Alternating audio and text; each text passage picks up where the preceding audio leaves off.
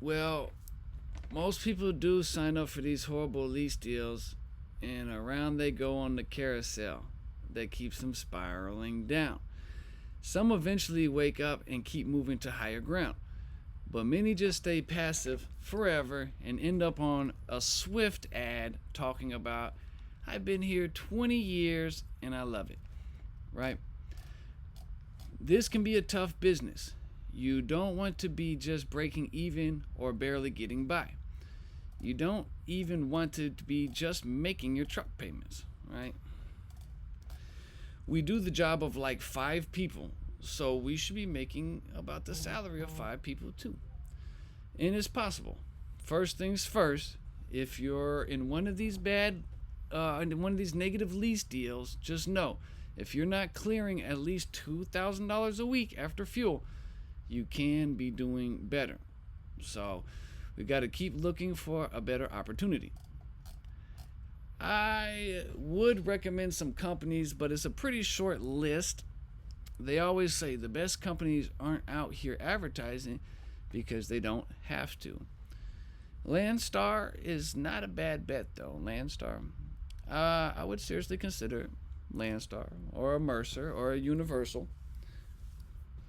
So boom, in green right here, I know as we continue to link, I vision my online presence to carry a culture of like-minded people and trucking entrepreneurs who all come together and will post their experiences with great lease companies and more. And that's more to come in what I'm building now, where anybody that's come through h2sd.org will pretty much have access to each other in a private chat.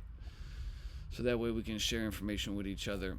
And when we find good small lease companies that we can book our own freight and have flexibility, well, share it with each other. All right, so continuing on to 32.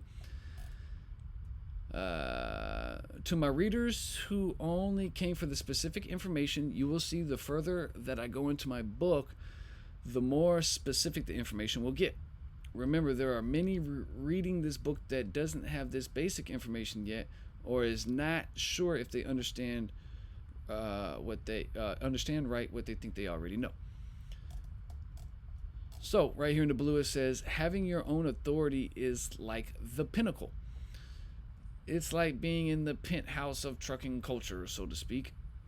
Even to the ones that won't admit it, they do have extra respect for the guys who have their own authority. When you have your own authority, you are the owner, you are the safety department, you are the compliance department, you are the driver, you are the mechanic, you are the dispatcher. You're like a one-man rock band. So yes, what respect these guys should get. They really get it done. Having your own authority is a goal for many, and rightfully so. If you do it right, you can really increase your cash flow and greatly improve your lifestyle. Ever since I got my authority, I've been working less and less, all the way to the point where I work only about 6 months a year. I have such a clean profit margin, and I keep my home bills so low that I can afford to take off a lot. Think about it. The last time I was out in chapter 1, it was 2 weeks and 2 days, and I made $14,500 after fuel. Yeah, so in the span of 2 weeks and 2 days, a little over $7,000 per after fuel. I have no truck note, no trailer note, no house note, and my insurance costs $1,200 a month or so. So in essence, I can take the next 3 months off, and it'll cost me $3,600 in insurance, plus my home bills like electricity, phone, and my almost paid for Prius, which is paid for now. At the time of my writing, it was not. Insurance and etc. Let's just say that's about $700 a month, $2,100 for 3 months. So we're talking $5,700 for 3 months is what it will cost me, give or take, if I wanted just to be off for 3 months, like say for like winter or something like that. Because usually I take quite a bit of time off, but not really like stretches of like more than 40 or 50 days. So in less than 3 weeks, I paid for 3 months off and still increased my bank account by $8,800. So if you get my gist, you can see why working only 6 months a year is a reality for certain guys. Some work even less than 6 months, like the guys who are hauling like RGN and it's paid off RGN, paid off truck and trailer. Maybe they're still at Landstar or something like that. But then they'll just come out maybe 3 or 4 or 5 times a year just to haul that one big banger of a load, and they just come home empty, and that's that. And they got enough money to float them over. So if you wanted to get really technical, I could take more than 6 months off and still do better than break even. Just this last going out paid for my whole year's worth of insurance and my IRP plate. So in a sense, if I were to keep separate my home expenses, I just broke even already. For an annual overhead cost, that is. If I didn't move my truck at all, I already broke even. As far as what my insurance would cost for the whole year, including my IRP, which is about $2,000, a little less. So, right here in the red, it says, I really enjoy trucking and driving. I do. But why would I want to drive for, let's say, Warner at a flat rate? Could you really convince me that it would be better for me to be at that company at $1,500 a week? That would take me 2.5 months of driving 2,500 miles a week, driving heavy loads up and down mountains, putting crazy wear and tear on my driveline, motor, and suspension to make what I just made in 2 weeks and 2 days, right? So is getting your own authority worth it? I would say let's just get insurance quotes first. Let's get the insurance quotes first. Let me make sure this is still recording. Okay, cool. So yeah, let's just get the insurance quotes first. As a new company, insurance can be pretty expensive. I've heard people say as high as $30,000 in 1 year for liability and cargo insurance. Again, if it doesn't add up, it just doesn't make sense. There's plenty of guys that are leased to Landstar that are way better off than someone who has their own authority. So at this point, we get into money management, making our equipment last, doing our own maintenance, overhead control, and etc. Now, if you can get your insurance costs down in the $10,000 to $20,000 a year range, and you think you got the smarts and the discipline that it takes, because it does take a little bit of smarts, a little bit of discipline, then having your own authority could be a great thing for you. Yep. There are a few things that will affect your insurance cost the most, and that will be, one, how old is your company? This is what they call active authority. How long has your authority been active for? Domicile, aka where do you live? They consider this in insurance, they call it where you garage your vehicle, right? So states with higher auto fraud and living in highly populated cities that have statistical crime will more than likely increase your insurance costs. It's just the way it is. Like me, I live in Louisiana, way out in the country, but since Louisiana is a high auto fraud state, then my insurance costs a little bit more than it would if it didn't. Even though if I spend 90% of my time outside of the state of Louisiana, doesn't matter. That's the rules they play by, huh? So, next factor would be years of driving experience. The more years, the better for you in lowering your cost. 5 years experience, give or take, is probably where you'll start seeing a drop in rates once we get beyond that 5-year mark. Then another big factor is our age, right? So right around the 25 years old and under, I'm pretty sure are considered higher liability risk, and the insurance companies will charge accordingly. The younger. So one thing we have to look forward to as far as aging with our age is that the older we are with our age, the more we'll be considered a lower risk, which drives the rates down, which is pretty illogical sometimes. Even if somebody's 55 years old and only has 2 years driving experience, or somebody's 28 years old and has 7, that's how they see it.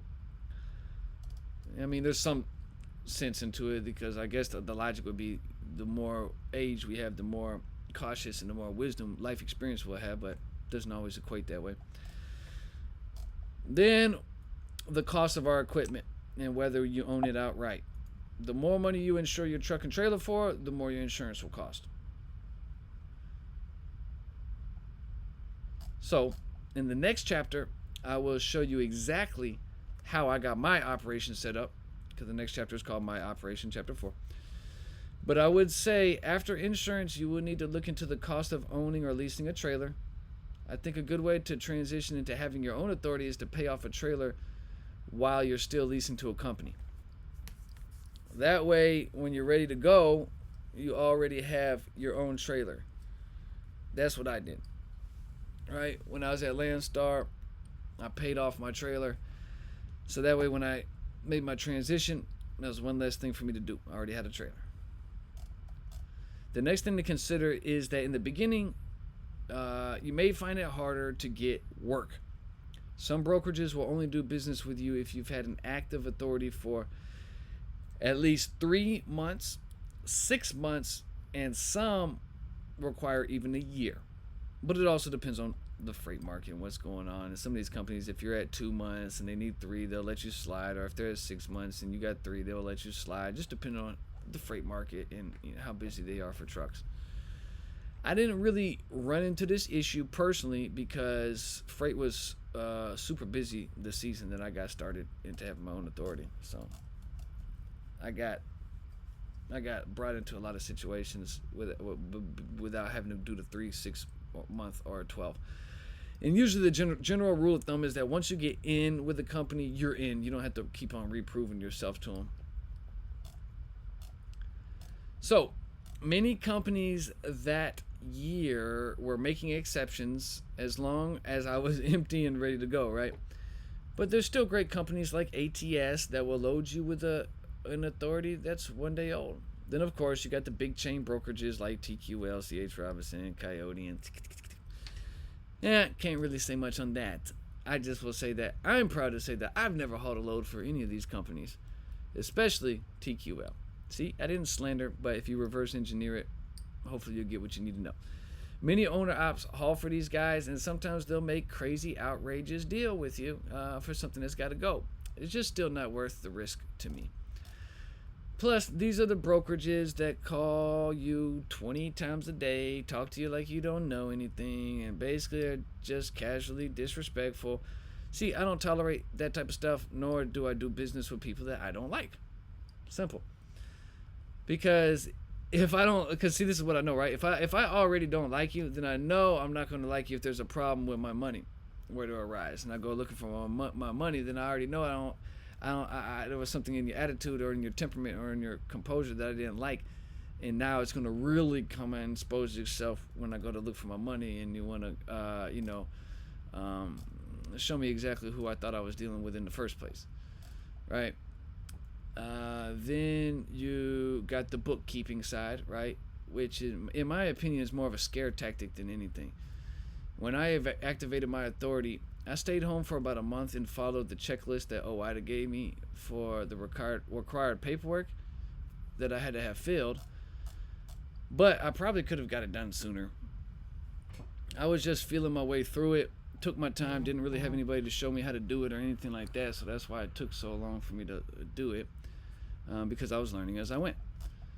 But you'll have to do things like you'll have to pull a driving record on yourself, fill out an application so you can hire yourself. You'll enroll in a random drug testing consortium. You know, it's up to us to pick what company we want to go with. It's like $150 a year. And give yourself a pre-employment drug test. And then you'll write out your company policies regarding different topics. Like, hey, this is XYZ Trucking, and this is our policy on failed drug tests. This is our policy on moving violations and etc. like that. And that's also what I did in my company policy templates at andrewsmethod.com. I got all those formatted out where I followed all the regulations that they wanted for policy, and you can just back my name out. Simply put your company name in with the date and be done with that. And once you do these things, it's filed in a file cabinet, and you really don't touch it much ever again after that. So, if so, well, no, it's there. If you ever get audited, you'll have the files. So it's kind of a one and done thing. It's just really hiring yourself, like any job. Hire yourself. You pull a driving record on yourself. You fill out this application. OIDA has all this stuff, and so does JJ Keller. You can get some of the basic templates. Nothing is really have to do it like cut and dry. You just do it the way that you want to do it, as long as it satisfies the federal regulation on what they want to regulate, which is basically, it's like JJ Keller has a pre-made application that's nice. You could do those. Whatchamacallit, to save a little time, I guess. But yeah, so then sign up in a drug testing consortium, then a pre-employment drug test, and then boom, that's it. See, when I got my new insurance safety audit, which all carriers get within the first year and a half or so, it went really smooth. I was basically asked to just see my authority certificate, registration, insurance, and my logs. I emailed them with a picture of my truck and company logo above it, like nice, like this is me and this is my logo. Then I put all the requested documents after that, and that was it. I passed. So I'm saying this to say this: if paperwork ever becomes the mental roadblock to you and to having your own authority, just let me tell you now, there's really not that much paperwork involved. There's just paperwork involved in the beginning, but once your system is set up, it's pretty much just simple maintenance from there. Now, having your own authority, you will be responsible for paying upfront a couple of expenses, right? So, for starters, will be IRP. For your registration, aka, in license plate, registration license plate is called IRP. My IRP plate runs about $1,600 to $2,000 a year. It's usually closer to $1,600. The cost is usually based off miles ran in different states. This is something you do at your DMV that handles commercial motor vehicles per state. So the whatever main DMV that handles commercial vehicles in the county or the parish. So what I do is I pre-fill my application before arriving. I have all the required documents that my state requires and bring enough cash to do the deal. I still just put all of these documents in a folder, and I come in with my cash and just knock it out. These documents are insurance, title, and etc. It's a little different from state to state, but the states will have a checklist. And now, with all this, people not wanting us to be present in person, they're making it where we can do stuff like this on the internet now. I think I renewed my IRP 2021 over the internet, and I didn't even have to do all this paperwork that I normally did. But nonetheless, the information will be on the state website for IRP. You can just type in like a IRP checklist for Georgia, IRP checklist for Louisiana, etc. If you were leased to a company, they usually pay this registration cost up front, but they still charge you back in small, like $30 or $40 increments.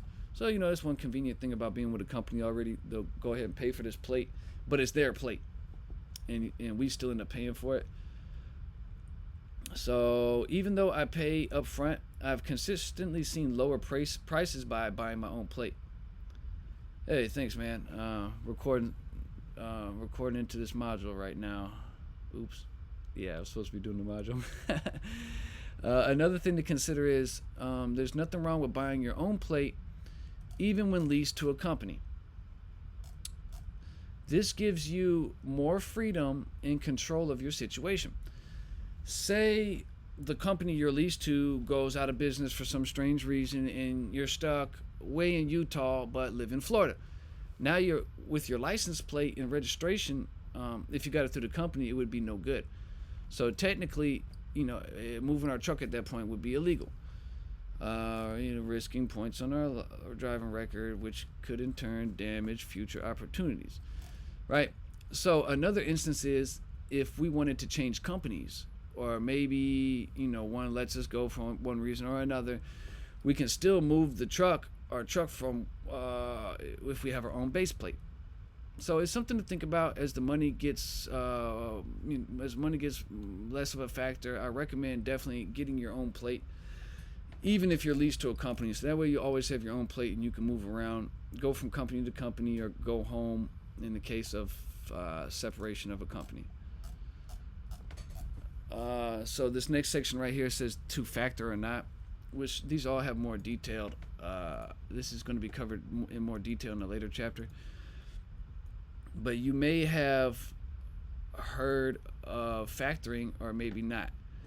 But I never really knew what it was until I really started pounding the pavement for info regarding having my own authority. Factoring is just basically a pay advance with a 1 to 5% fee charged by the lender. The way billing works in trucking is very similar to how Cash App works. In Cash App, you can get your money off instantly, but for a fee. This is factoring. But if you wait for your money, there's no fee. Billing cycles for my customers range from 3 days payment with no fees all the way to about 45 days for some customers. Me, personally, I do not factor. I bill my own customers direct and wait for my money. Every guy has his own strategy or her own strategy on what he thinks is better or what she thinks is better. And really, it's just up to you if you choose to factor or not. Me, personally, I don't see the benefit long-term in factoring. Yes, you can get your money off a bit faster, but the real question is, but why are we running a business that we can afford to run for 30 days without needing a stimulus, or without needing money advance? Now, this is different if you have if you have multiple trucks, 2, 3, 4, 5, 6 trucks, because we know it could cost as much as $20,000, give or take, to float per truck. So if you're not already having $150,000 and you're getting started off on running a company, then maybe factoring makes sense in the beginning. But for the solo owner operator, we need to be able to run our business for 30 days on our own cash. Seriously. But it's okay. We go through stages. So being prepared on the cash side before starting your own authority will really increase your chance of success. You should always be at least 3 months ahead on all bills, plus a juicy emergency fund in the bank of at least $10,000 cash. And if you get those credit card offers in the mail, hold on to a few like I do. I get offers all the time for 18 months, 0% APR. You can leverage a big expense onto one of these 0% APR cards. You pay same as cash over a period of time instead of spending a large amount of money too quickly. I still do this sometimes. And by 3 months on bills, I mean having enough money in the bank to pay 3 months worth of business and home expenses, whether you deliver one load or not. Now, some guys will say, well, if the broker doesn't pay, I have non-recourse factoring, so I'll get paid, right?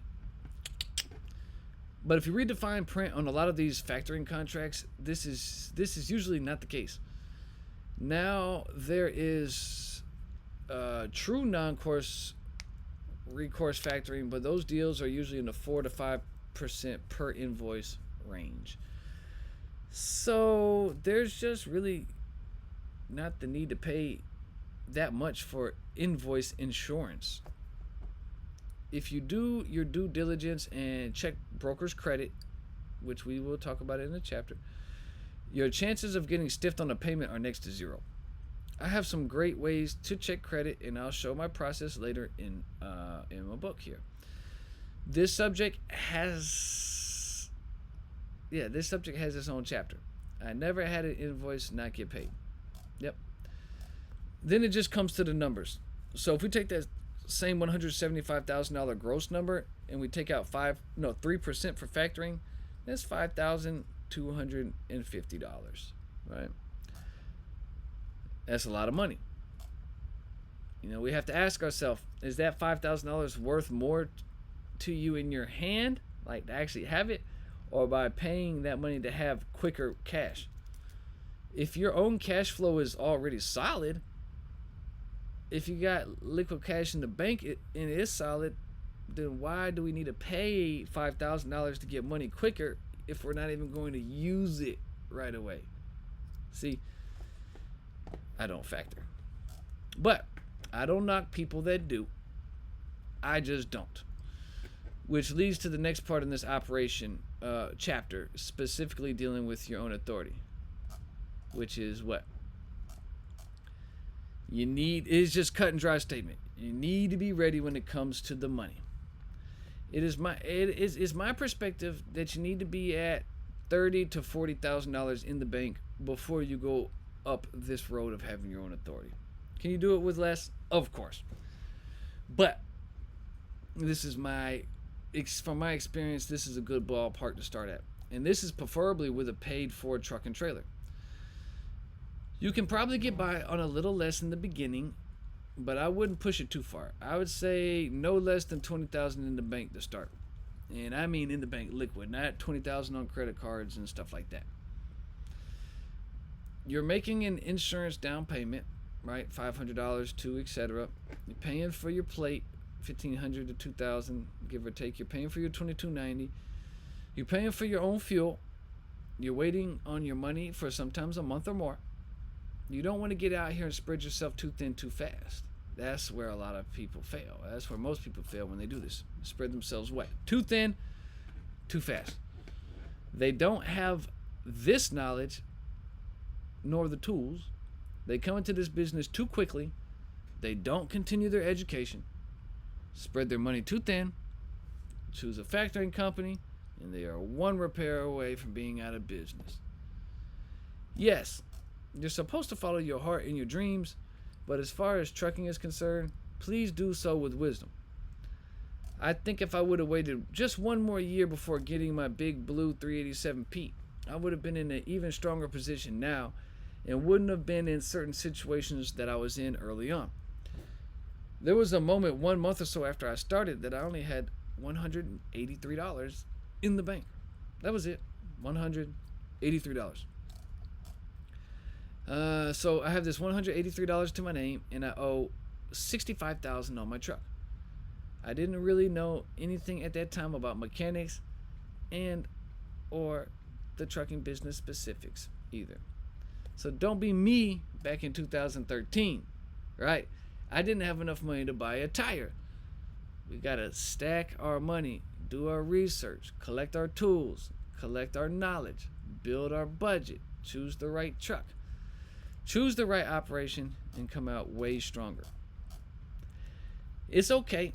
These trucks and freight aren't going anywhere, so to speak. There will still be a great future for you in this if you have to wait another year.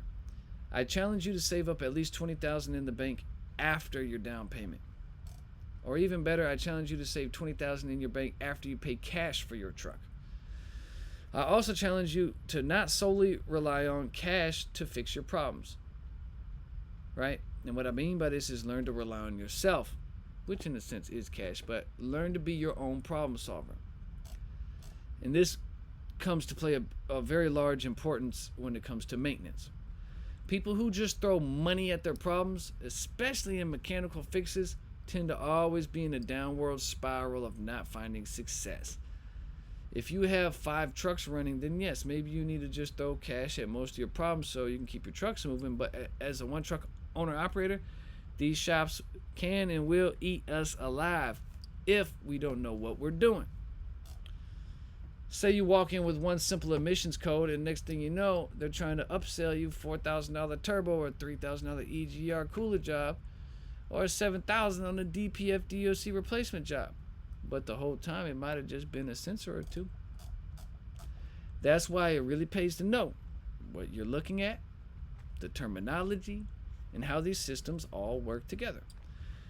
And really, the goal is to not bring our truck into dealerships at all. If we must use a shop, I almost always suggest going to the independent shops. We'll talk a lot more on this subject in the chapter Shop Etiquette and in Maintenance chapter. But the point I want to make here is, cash is king. Sounds kind of contradicting. So, not to throw cash at all of our problems, but yes, cash is king. So make it your goal not to come into this business. Oh, I see why I said cash is king. This is to bring it back to what I was saying about the 30, 40,000 and the 20,000. So yes, make it your goal not to come into this business weak on cash. And when you do come in, don't rely on cash to fix everything. That's a great way to exhaust our cash and find ourselves never getting ahead. So, the pros of having your own authority: splitting your money with no one, 100% of the deal of the money that you make is yours, true freedom of time and of your day-to-day schedule, higher earning potential, no annoying safety and compliance departments calling you about petty stuff, huge sense of pride, accomplishment, and ownership. The responsibilities really expedite your process of becoming a man or a woman. I agree.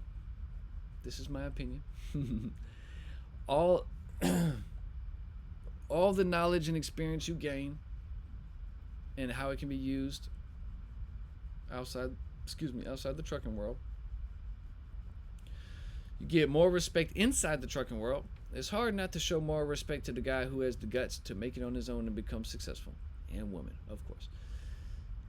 You get to make your own rules for you and your company, as long as they go along with the FMCSA, what they want, right?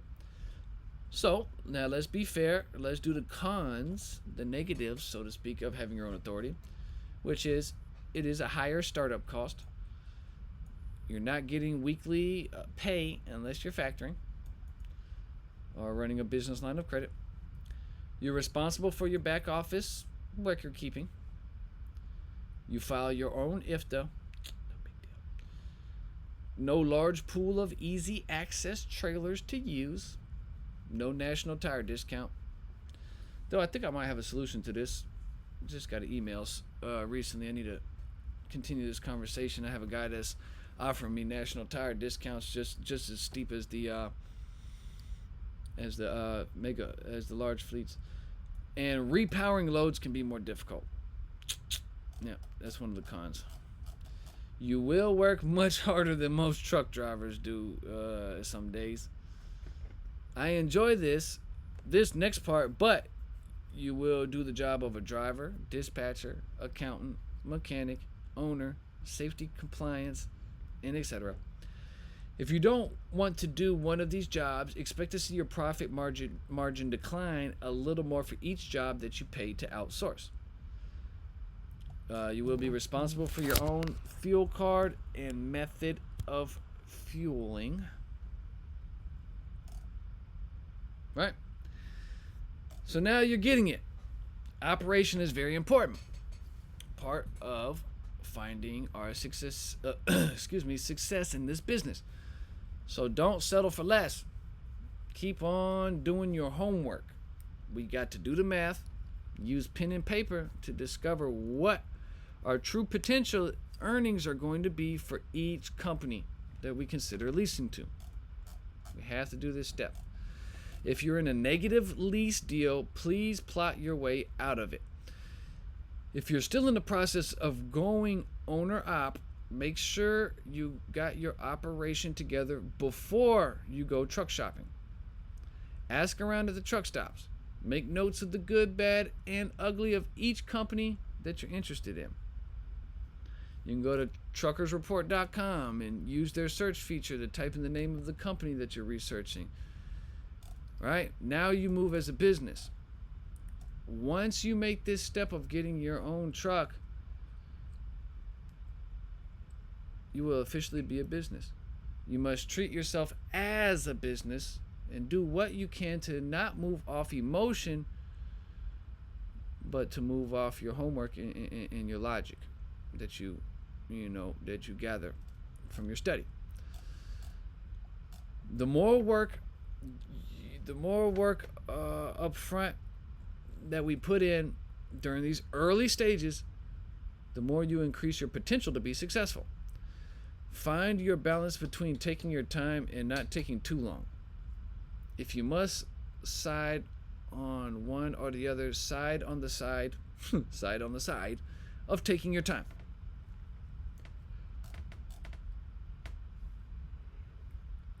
Come into this business strong, with knowledge and with money. You have this great resource, which is my book. Don't make the same mistakes that me and many others did. Don't learn the hard and the long way. Go ahead and just learn now. Make your time count as you continue to self-educate yourself with my book. Write notes, reread these chapters, do whatever you have to do until it finally clicks and you figure out how you want to run your business. How you want to run your business. Get your plan together as we continue into my next chapter titled My Operation. In this chapter, I will break down exactly how I run my operation. This will be great insight for you. This will help you to see a different extreme in how this trucking business can be ran. It will also give you ideas for how to run your own business too, especially if you're considering getting your own authority. Let's proceed.